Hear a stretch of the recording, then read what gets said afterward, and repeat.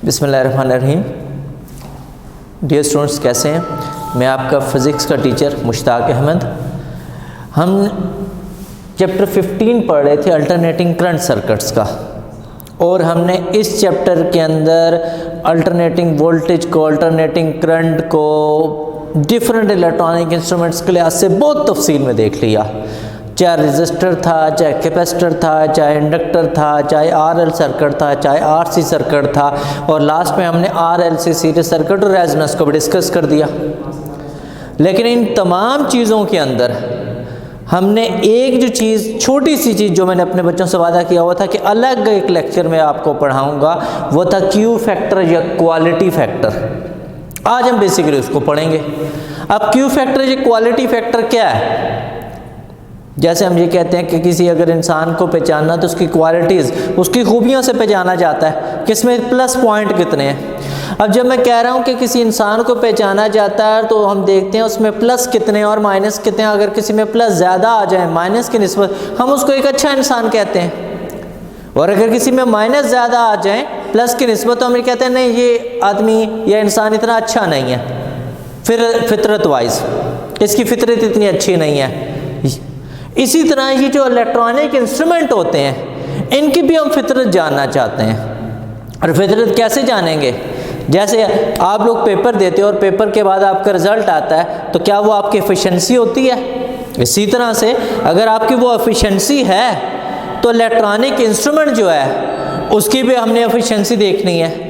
यहाँ पे जो क्यू फैक्टर है, ये जो क्वालिटी फैक्टर है, बेसिकली यहाँ पर भी हम देखते हैं कि जितने भी इलेक्ट्रॉनिक इंस्ट्रूमेंट हैं, register, capacitor, inductor, RL, RC, RLC series, ये तमाम के तमाम जितने भी इंस्ट्रूमेंट हैं हमारे पास, ये किस किस तरह से हम इनकी क्वालिटी को बेहतर बना सकते हैं या हमें बेस्ट एफिशिएंटली आंसर कर सकते हैं, तो उसको सीखते हैं। अब कुछ चंद एक फार्मूलाज हैं जिनको हमने सीखना है, या कुछ चंद एक ऐसी चीज़ें हैं जो आपकी बुक में बताई गई हैं और बुक के मेन नहीं भी हैं कुछ चीज़ें, लेकिन आज हम उनको डिस्कस करेंगे। ठीक है, तो क्वालिटी फैक्टर बेसिकली क्या है? अगर इसी चीज़ को पढ़ने की बात करते हैं तो बेसिकली हम अगर आप समझना चाहो तो आप ये समझ लो कि किसी भी इंस्ट्रूमेंट ने जितनी एनर्जी अब्जॉर्ब की और उस एनर्जी के अगेंस्ट उसने जितनी एनर्जी डेसिपेट की with respect to alternating voltage cycle या अल्टरनेटिंग करंट साइकिल, तो जब हम उसकी कैलकुलेशन करते हैं तो वो क्वालिटी फैक्टर कहलाता है। ठीक है, जिसको हम लोगों ने लास्ट टाइम जब हम लोग आरएलसी सीरीज सर्किट का ग्राफ पढ़ रहे थे, ठीक है, अगर आपको बच्चों को वो ग्राफ याद हो तो बच्चों हमने कुछ ग्राफ को कुछ ऐसे पढ़ा था।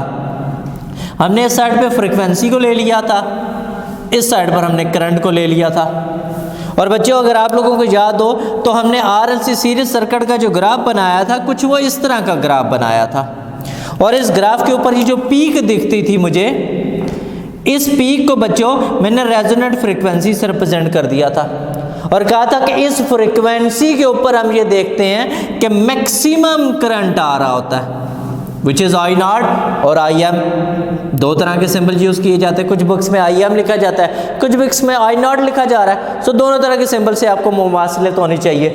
कह रहे हैं कि जब आपके पास ये चीज़ें हैं तो अब ये जो रेजोनेंस फ्रीक्वेंसी है, ये जो पीक है, इन सब को जो क्वालिटी फैक्टर्स के लिहाज से जानना है, तो अब हम इन चीज़ों को देखेंगे और समझने की बात करेंगे। अब क्या चीज़ है? आपकी बुक में बच्चों जो फार्मूला लिखा गया है, ठीक है, उसकी तरफ मैं आपको लेके चलता हूँ। आपकी बुक में क्वालिटी फैक्टर का या क्यू फैक्टर का फार्मूला जो लिखा गया है वो ये है, एनर्जी अब्सॉर्ब्ड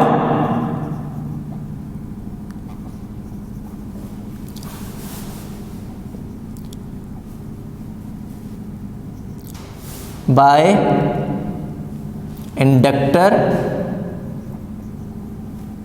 और capacitor divided by energy dissipated.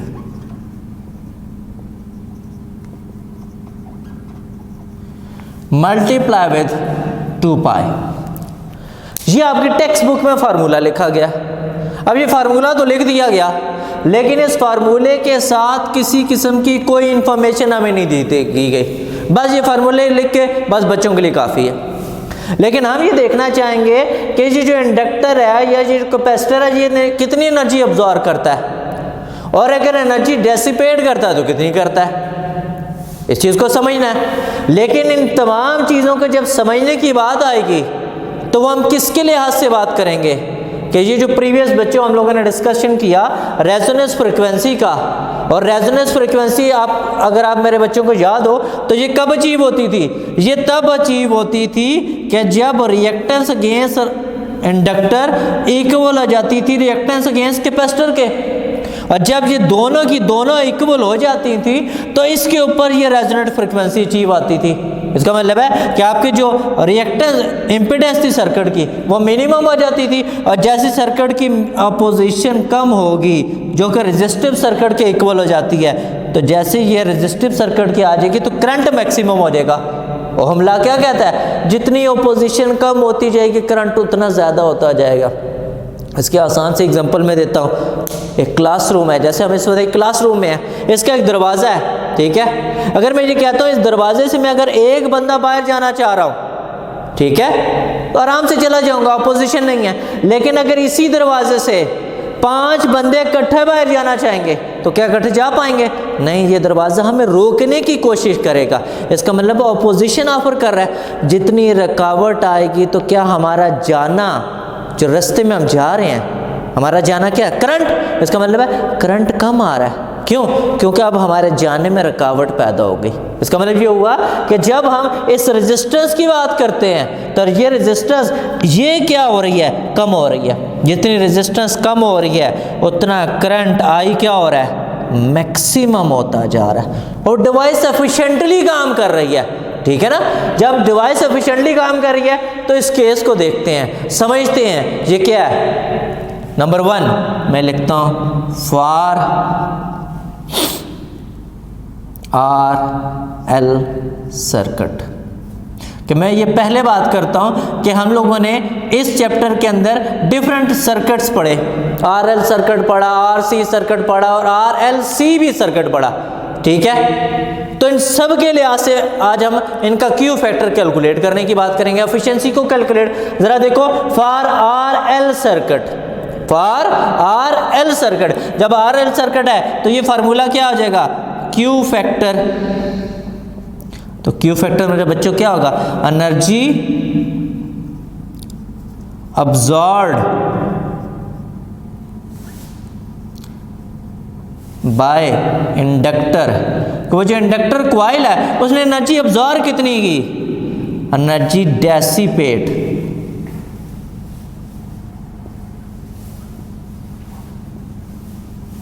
Into 2 पाई, ठीक है।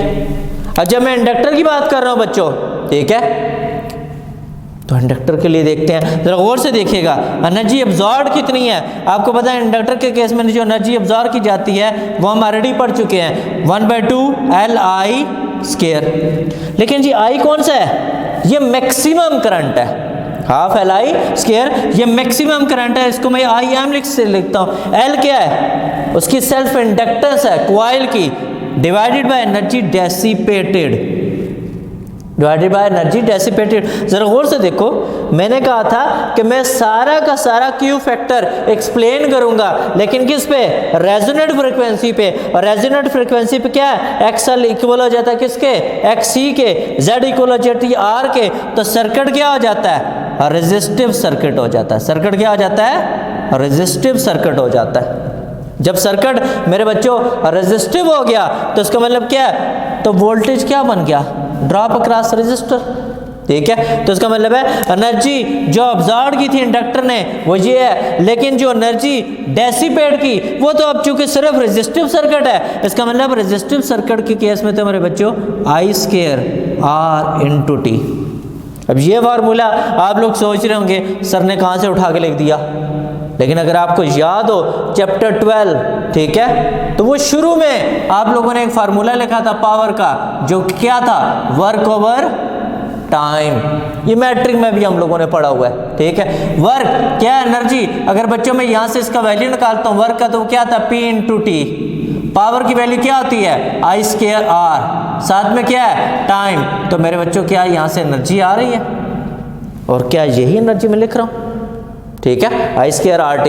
इसका मतलब मैंने कोई फार्मूला बाहर से इंपोर्ट नहीं किया, वही जो हमने प्रीवियस मैट्रिक में पढ़ रखा है, वही जो हमने अभी सेकेंड ईयर में आके चैप्टर 2 में पढ़ा, वही चीज़ दोबारा लिख दी, ठीक है। सो आपके पास ये आ गई। लेकिन आप गौर से देखो यहाँ पे फर्क क्या है, यहाँ पे मैक्सिमम करंट है, लेकिन यहाँ पे तो हमने कहा था जो वो करंट आएगा पावर सर्किट्स है, और सर्किट्स में पावर कहाँ पे आती है, पावर वहाँ पे आती है जब हम रूट मीन स्क्वायर की बात करते हैं। इसका मतलब ये तो RMS वैल्यू लिखी हुई है, ये तो RMS वैल्यू लिखी हुई है। सो मुझे इन दोनों में से किसी एक को एलिमिनेट करना है। सो इनको सॉर्ट आउट करूंगा, मल्टीप्लाई विद 2 पाई।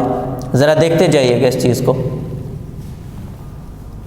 सो बच्चों और से देखिएगा, मैं क्या करता हूं, मैक्सिमम करंट का फार्मूला हम इसी चैप्टर में पढ़ चुके हैं कि हमारे पास क्या होता है। जरा गौर से देखिएगा, IRMS इक्वल होता है मैक्सिमम करंट डिवाइडेड बाय √2।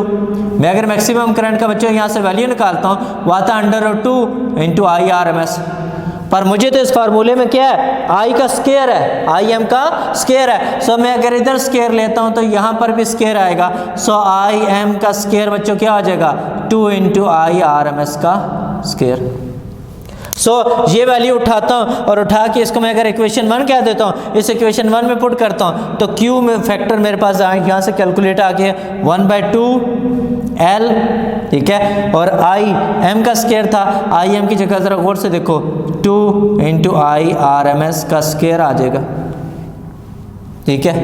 साथ में मल्टीप्लाई हो रहा है 2 पाई divided by IRMS square into RT, IRMS square into R into T।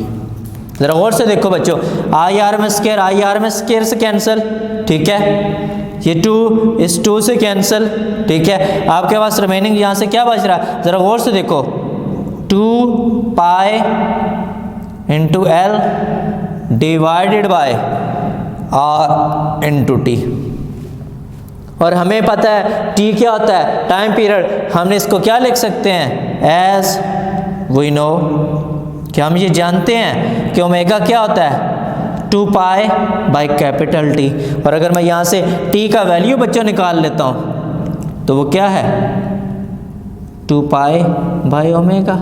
इस वैल्यू को मैं उठाता हूँ और यहाँ पे रिप्लेस कर देता हूँ कि ये जो T है, इस T की जगह में ये वैल्यू रिप्लेस करता हूँ। तो गौर से देखिएगा, Q फैक्टर यहाँ से निकल के आएगा 2 pi over L divided by R, और कैपिटल T की जगह उसकी वैल्यू आ गई 2 पाई डिनोमिनेटर में और ओमेगा नोमिनेटर में आ गया। जरा गौर से देखो 2 पाई से कैंसल, ठीक है। अब जरा गौर से देखो मेरे पास क्या बच गया, Q is equals to omega L divided by R। और ओमेगा क्या है, एंगुलर फ्रीक्वेंसी। और एंगुलर फ्रीक्वेंसी हमने क्या निकाल ली है, रेजोनेंट फ्रीक्वेंसी हम ऑलरेडी निकाल चुके हैं, जो कि किसके इक्वल है, 1/√LC के। सो ये वैल्यू इधर मैं पुट कर देता हूँ, तो Q फैक्टर देखो जरा मेरे पास निकल के आ जाएगा, value L over √LC into R। एक रूट से कैंसिल हो जाएगा, तो बच्चों Q फैक्टर मेरे पास आ जाएगा 1/R इंटू √L/C। तो ये मेरे पास Q फैक्टर आ गया। इसका मतलब है जितनी मैं इंडक्टेंस बढ़ाता जाऊंगा उतना Q फैक्टर मीन एफिशिएंट होता जाएगा, शार्पनेस आती जाएगी। इसका मतलब है अगर मैं यहाँ पे आपको वो जो प्रीवियस ग्राफ था बताता हूँ, जरा गौर से देखिएगा, फ्रीक्वेंसी करंट। इसका मतलब है पहले हमने कुछ इस तरह का कर्व बनाया था, जितना मैं इस इंडक्टेंस को बढ़ाता जाऊंगा, रेजिस्टेंस को कम करता जाऊंगा, मैं क्या देखता जाऊंगा कि शार्पनेस आती जा रही है और मज़ीद शार्पनेस आती जा रही है। इसका मतलब है जरा और से देखिए, ये 3 कर्व्स हैं। इन 3 कर्व में ये जो कर्व आपको दिख रही है, इसको अगर मैं 1 कह देता हूँ, इस कर्व की शार्पनेस सबसे ज़्यादा है। क्यों सबसे ज़्यादा है? शार्पनेस इसलिए ज़्यादा कि यहाँ पे क्वालिटी फैक्टर सबसे ज़्यादा है, रेजोनेंट फ्रीक्वेंसी। ठीक है, सो इंडक्टेंस ऑफ द कॉइल जितनी आप बढ़ाते जाए। अगर ये तो हम लोगों ने केस डिस्कस किया किसके लिए? इंडक्टर के लिए। इसी तरह अगर इसी फार्मूले को बच्चों मैं कैपेसिटर के लिए इंप्लीमेंट करता हूं, अगर इसी फार्मूले को मैं कैपेसिटर के लिए इंप्लीमेंट करता हूं, तो वही आपके पास सेकंड आ जाता है फॉर आरसी सर्किट के लिए। ठीक है, तो आपके पास क्यू फैक्टर आ जाएगा 2 पाई इंटू एनर्जी स्टोर्ड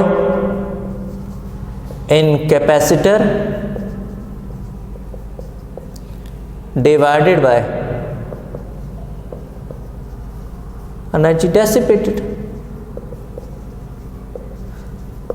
ठीक है, लेकिन क्या अगेन अब ज़हन में वही चीज़ रखनी है कि जब हम आर एल की बात कर रहे हैं तो उसका मतलब वो आर एल सी सर्किट था। ठीक है, उसको हम लोगों ने क्या किया?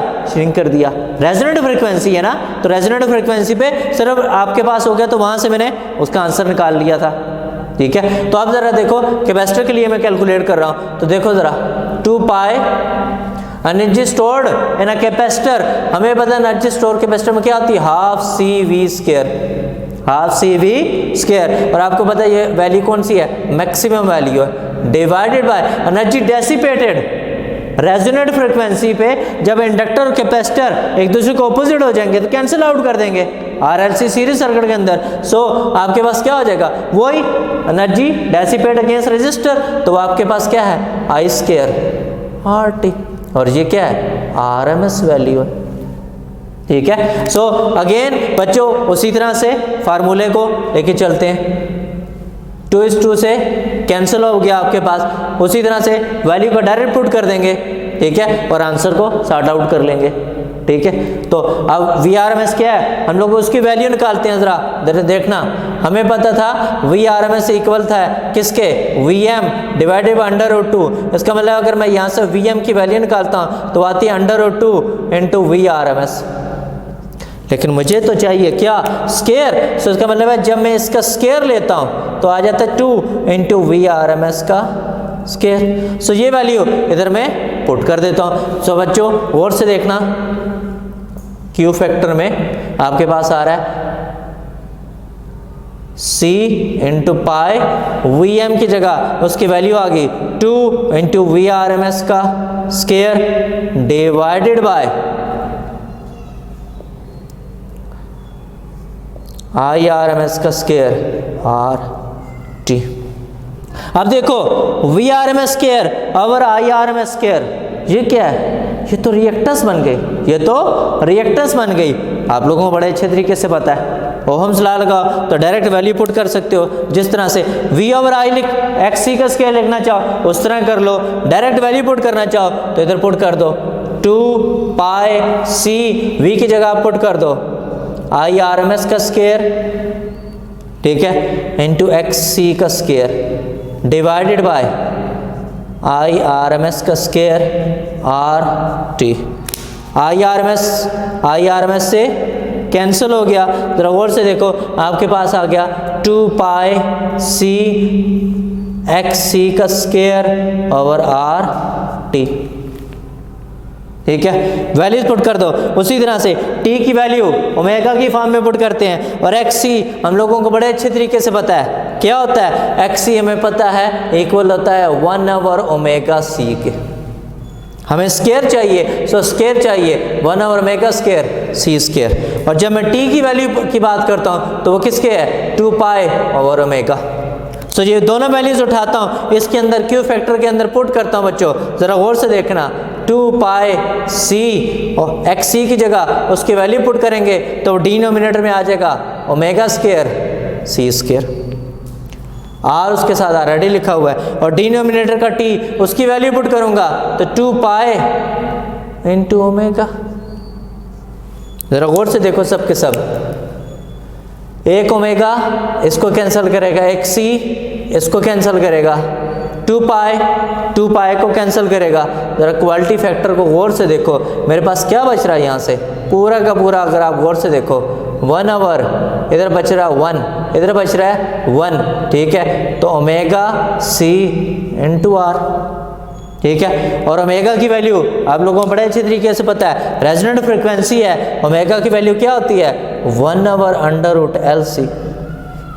सो वैल्यू उठाई इधर पुट कर दी, तो जैसे बच्चों ये वैल्यू इधर पुट करता जाऊंगा तो क्यू फैक्टर क्या आएगा 1 आवर। सो आपके पास L C under root over C into R. So C under root के अंदर ये सी है, हाफ पावर रह जाएगी, तो क्यू फैक्टर देखो जरा बच्चों क्या आ रहा है 1 over R L over C under root. क्या बच्चों क्वालिटी फैक्टर का आंसर वही नहीं आ रहा जो हमने, ज़रा इधर पीछे लेके आए, ज़रा गौर से देखें कि जो हमने इंडक्टर कॉइल के लिए निकाला था Q factor 1 over R L C, और अब देखो कैपेसिटर के लिए निकाल रहा हूँ 1 आवर आर एल सी। इसका मतलब है कि रेजोनेंट फ्रीक्वेंसी की जब भी बात की जाती है तो रेजोनेंट फ्रीक्वेंसी के ऊपर हमारे पास जो क्वालिटी फैक्टर है वो आर के रेजिस्टेंस के inversely proportional, inductance of the coil के डायरेक्टली प्रोपोर्शनल। जितनी मैं नंबर ऑफ टर्न्स कॉइल की नंबर ऑफ टर्न्स को सेल्फ इंडक्टेंस को बढ़ाता जाऊंगा, क्वालिटी फैक्टर बढ़ता जाएगा, शार्पनेस बढ़ती जाएगी। जितनी शार्पनेस बढ़ती जाएगी क्या होता जाएगा, करंट मैक्सिमम होता जाएगा, करंट मैक्सिमम होता जाएगा, सर्किट की इंपेडेंस कम होती जाएगी। सो इंपेडेंस कम होने का मतलब क्या है, सर्किट रेजिस्टिव बनता जा रहा है, सर्किट रेजिस्टिव बनता जा रहा है। ये तो आपके पास था कि जब हमारे पास आरएलसी सीरीज सर्किट की बात है, आरएलसी सीरीज सर्किट, ये 2 मेथड हमने डिस्कस कर लिए। अब हम आ जाते हैं जी थर्ड मेथड पर। अब हम आ जाते हैं थर्ड मेथड पे। थर्ड मेथड क्या है कि जब हम लोग सिर्फ डिस्कस कर रहे थे, अगर मेरे पास सिर्फ आर और एल सर्किट है, रजिस्टर हो, ये तो आपके पास आरएलसी सीरीज सर्किट था जब रेजोनेंट फ्रीक्वेंसी थी, ठीक है। अगर मेरे पास सिर्फ आरएल सर्किट है, ठीक है, तो फिर क्वालिटी फैक्टर क्या है, फिर क्वालिटी फैक्टर होता है वोल्टेज अक्रॉस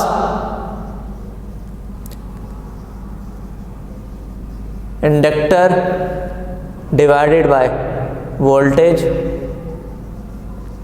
अक्रॉस रेजिस्टर, ठीक है। सो हम लोगों ने आरएल सर्किट में पढ़ रखा है वोल्टेज ड्रॉप अक्रॉस इंडक्टर क्या है VL, voltage drop across resistor क्या है VR. So I into XL, I into R, I से कैंसल, XL ओवर R, और XL क्या होता है बच्चों ओमेगा L ओवर R। और ओमेगा क्या है हम पढ़ चुके, बार बार अभी रिपीट कर रहे हैं, रेजोनेंट फ्रीक्वेंसी, एक खास फ्रीक्वेंसी। सो ओमेगा की वैल्यू पुट कर दो तो क्यू फैक्टर जरा गौर से देखो क्या आएगा L over under root L C into R. So ज़रा देखो इसको कैलकुलेट करता हूँ तो क्यू फैक्टर क्या आ रहा है 1 आवर R एल ओवर सी। देखो सेम वही आंसर, सेम वही आंसर आपके पास आ रहा है, ठीक है, सेम वही आंसर आपके पास आ रहा है। ये आपके पास थर्ड मेथड हो गया। फोर्थ मेथड पर आ जाते हैं। फोर्थ मेथड है कि अगर मेरे पास ये तो आर एल था, अगर आर सी हो, अगर आर सी हो तो फिर क्या होगा Q factor voltage across capacitor divided by voltage across resistor. Value put कर देता हूं I into X C, I into R, V is equal to I R, तो डायरेक्ट पुट कर दिया, आई से cancel, X C over R, और X C किसके equal होता है, ठीक है, आपको पता है एक्स सी होता है 1 over omega C over R. मेन आपके पास आ गया 1 और omega C over R. Omega आपको पता है किसके इक्वल है, ऑलरेडी ये लिखा हुआ है 1 over under root L C. So value put कर दो बच्चों, तो यहाँ से आ रहा है L C under root divided by C into R, ठीक है। तो ज़रा गौर से देखो क्वालिटी फैक्टर क्या आ रहा है 1 ओवर आर L/C/.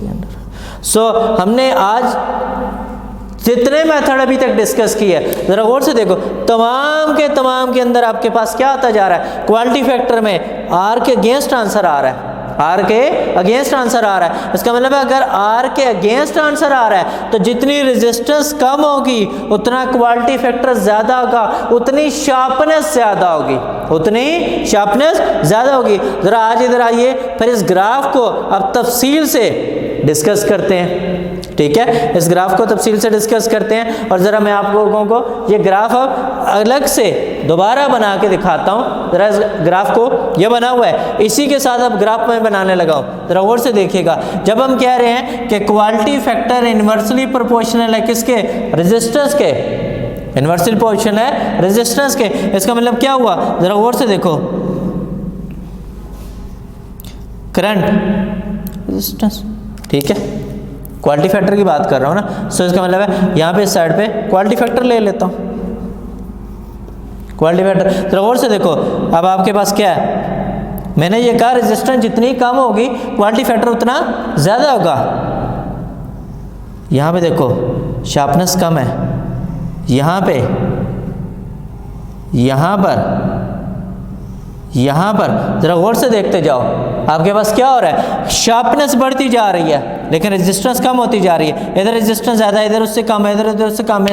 इसका मतलब है अगर इस रेजिस्टेंस को मैं R1 कहूँ, इसको मैं R2 कहूँ, इसको मैं R3 कहूँ, इसको मैं R4 कहूँ, तो मेरे पास क्या आ रहा है, मेरे पास ये आ रहा है कि आपके पास रेजिस्टेंस R1 सबसे ज़्यादा है, फिर R2, फिर R3, फिर R4। लेकिन अगर बच्चों मैं तो ये कह रहा हूँ कि मैं रेजोनेंट फ्रीक्वेंसी की बात कर रहा था, मैं रेजोनेंट फ्रीक्वेंसी की बात कर रहा था। रेजोनेंट फ्रीक्वेंसी पे क्या हो जाता था, XL इक्वल हो जाता था XC के। जब ये XL इक्वल हो जाता था XC के तो इम्पीडेंस रेजिस्टिव हो जाती थी, ठीक है। अगर मैं कहता हूँ कि रेजिस्टेंस जीरो हो गई, अगर मैं रेजिस्टेंस कहता हूँ जीरो हो गई तो क्वालिटी फैक्टर क्या हो जाएगा, इनफाइनाइट। ज़रा गौर से देखो उसका ग्राफ कैसे बनेगा, इसको मैं अलग से बना रहा हूँ, ज़रा गौर से देखना, ये और ये, क्या आपके पास ये इन्फिनिटी को अप्रोच कर रहा है, ये यहाँ से इन्फिनिटी को अप्रोच कर रहा है, इसके ऊपर आपके पास R क्या है, 0। सो ये बेसिकली क्वालिटी फैक्टर का लेक्चर था कि बेसिकली हमने सीखा क्वालिटी फैक्टर के अंदर हमने एट द एंड जाके तमाम फार्मूलों को ड्राइव किया और ड्राइव करने के बाद इस एंड के ऊपर पहुंचे कि जितना सर्किट में रेजिस्टेंस कम होगा, चाहे RL है, चाहे RC है, चाहे RLC है, जितना सर्किट में रेजिस्टेंस कम है क्वालिटी फैक्टर उतना ज़्यादा है, उतनी शार्पनेस ज़्यादा है, जितनी शार्पनेस ज़्यादा है उतनी बैंडविड्थ आपके पास है, ठीक है। तो ये आपका आर्टिकल था, ठीक है, जिसको तफसील से डिस्कस किया। उम्मीद है आपको समझ आया होगा, ठीक है। नेक्स्ट लेक्चर तक के लिए बच्चों अल्लाह हाफ़िज़।